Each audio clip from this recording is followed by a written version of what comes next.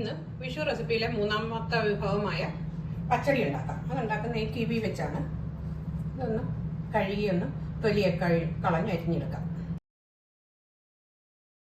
ഇത് ഈ കിവി ഇങ്ങനെ അരിഞ്ഞെടുത്തു അതിലേക്ക് ഇടാം.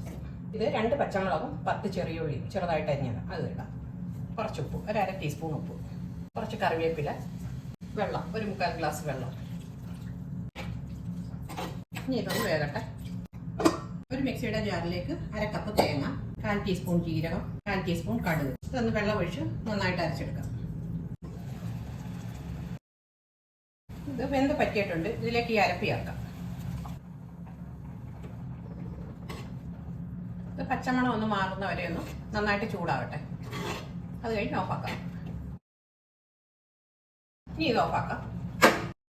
ഇനി ഇത് ചൂട് നന്നായിട്ടൊന്ന് കുറഞ്ഞിട്ട് തൈര് ചേർക്കാം, അല്ലെങ്കിൽ പിരിഞ്ഞു പോകും. കടുക് വറക്കാം.